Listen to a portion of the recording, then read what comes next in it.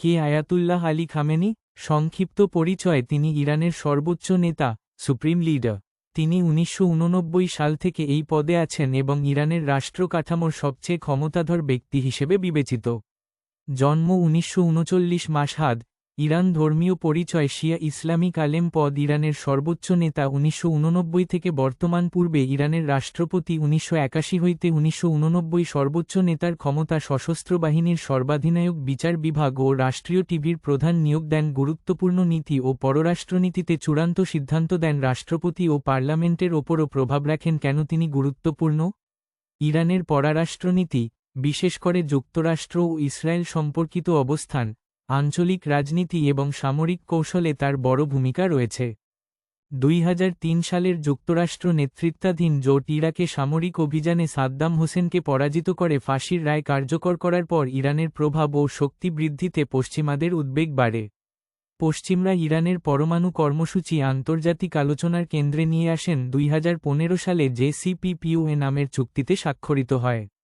পরে 2018 সালের Donald Trump প্রশাসন সে চুক্তি থেকে সরে দাঁড়ালে ইরান ও যুক্তরাষ্ট্রের সম্পর্ক উত্তপ্ত হয়ে ওঠে।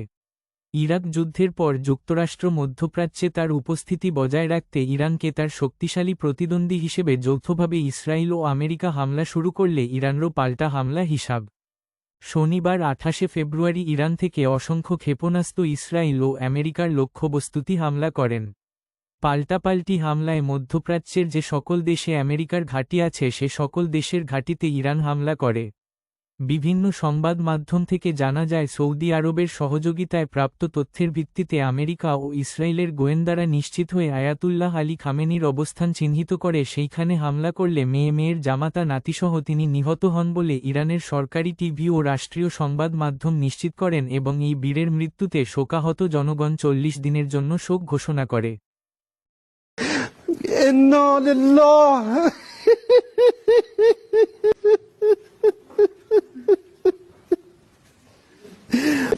إنا لله وإنا إليه راجعون। ইরানের সর্বোচ্চ ধর্মীয় নেতা আয়াতুল্লাহ আলী খামেনির মৃত্যুর পর সে দেশের জনগণের মধ্যে তীব্র উত্তেজনা ও জাতীয়বাদী আবেগে যুদ্ধ আরও তীব্রতর হয়ে উঠেছে। ইরানের সর্বোচ্চ নেতার পদে মোজতবার অভিষেক কেবল একটি পারিবারিক উত্তরাধিকার নয়, এটি ইরানের নীতিতে এক আমূল পরিবর্তনের ইঙ্গিত। যেখানে আয়াতুল্লাহ খামেনি ছিলেন, ধৈর্য ও কৌশল দেখিয়েছেন, সেখানে মোজতবা হাজির প্রতিশোধ দাফনের পর কৌশলী ধৈর্য। ইরান কৌশলী ধৈর্যের কথা বলত, কিন্তু মোজতবার নেতৃত্বে সেটা ইতিহাস। সাম্প্রতিক যে মিসাইল এবং ড্রোন হামলা হচ্ছে তা ছিল সরাসরি মোজতবার নির্দেশে। তার এই রণকৌশল প্রমাণ করে যে তিনি ইরানকে একটি নতুন আক্রমণাত্মক অবস্থায় নিয়ে গেছেন। কয়েক দশকের কঠোর প্রস্তুতি মোজতবা খামেনি গত 20 বছর ধরে ইরানের শক্তিশালী রেভলিউশনারি গার্ডস IRGC ও গোয়েন্দা সংস্থাগুলোর ওপর নিজের নিয়ন্ত্রণ প্রতিষ্ঠা করেছেন। তাকে এমনভাবে তৈরি করা হয়েছে যেখানে কূটনীতি ব্যর্থ হবে এবং সামরিক শক্তিই হবে শেষ কথা। তিনি কেবল একজন ধর্মীয় নেতা নন, একজন চতুর রণকৌশলীও। মোস্তফার ক্ষমতা গ্রহণ মানে লিবিয়া, ইয়েমেন এবং সিরিয়ায় ইরানের প্রক্সি নেটওয়ার্কগুলোর উপর সরাসরি আরও মারমুখী নিয়ন্ত্রণ। ইসরায়েল ও পশ্চিমা শক্তির বিরুদ্ধে আপোষহীনভাবে হাঁটবেন। ভবিষ্যৎ দিনগুলো হবে চরম উত্তেজনা ও আরও ভয়ঙ্কর। পশ্চিমা বিশ্ব একজন সংস্কারপন্থী উদার উত্তরসূরি আশা করেছিল, কিন্তু মোস্তফা খোমেনি হয়েছেন তার উল্টো। এই ঘটনাটি একটি বড় আন্তর্জাতিক ও ভূরাজনৈতিক খবর পৃথিবীর সকল সংবাদপত্রের শিরোনামে।